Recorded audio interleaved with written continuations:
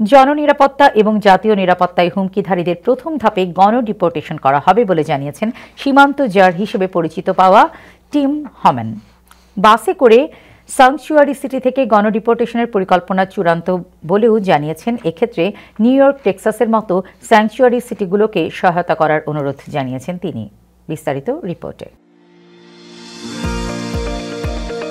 নবনির্বাচিত president Donald ট্রাম্পের সীমান্ত জার টম হোম্যান টেক্সাসের সাথে কাজ করতে তার বিশেষ আগ্রহের কথা এরই মধ্যে জানিয়েছেন। গণডিপোর্টেশনের প্রথম পরিকল্পনা অনুযায়ী পাবলিক ও জাতীয় নিরাপত্তায় হুমকিধারীদের প্রথম ধাপে গণডিপোর্টেশন করা হবে বলে জানিয়েছেন তিনি। টেক্সাস অভিবাসী বাসগুলোকে র্যাম্প করার পরিকল্পনার দিকে নজর দেওয়া হচ্ছে। স্যাংচুয়ারি সিটি থেকে গণডিপোর্টেশনের ক্ষেত্রে বাস ব্যবহারের উপর জোর দেওয়া হচ্ছে।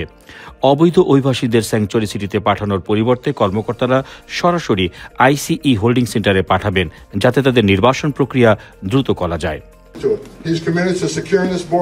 He's committed to having this mass deportation operation and concentrating on public safety threats and national security threats.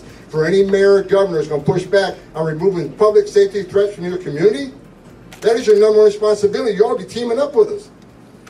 We have created the biggest national security vulnerability in this nation on the southern border. Texas প্রশাসনের একটি সূত্র বলছে, যতদিন তারা একটি সীমান্ত রাজ্যে আছে ততদিন তারা সীমান্ত নিরাপত্তার সাথে জড়িত থাকবে। প্রস্তাবিত পরিকল্পনার অধীনে ইমিগ্রেশন এবং কাস্টমস এনফোর্সমেন্ট আইসিই এজেন্টদের আরও দ্রুত প্রক্রিয়ায় সহায়তা করতে সীমান্তের শহরগুলো থেকে টেক্সাসের ভাড়া করা বাসগুলিকে নিউ ইয়র্ক, শিকাগো এবং ডেনভার সহ অভয়ারণ্য শহরগুলো থেকে ফেডারেল আটক কেন্দ্রগুলোতে ফেরত পাঠানো হবে।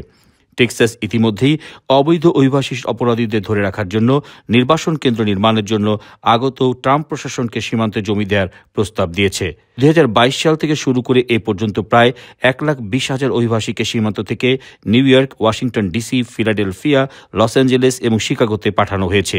এর মধ্যে প্রায় 45,900 অভিবাসীকে শুধুমাত্র নিউ ইয়র্ক সিটিতে পাঠানো হয়েছিল।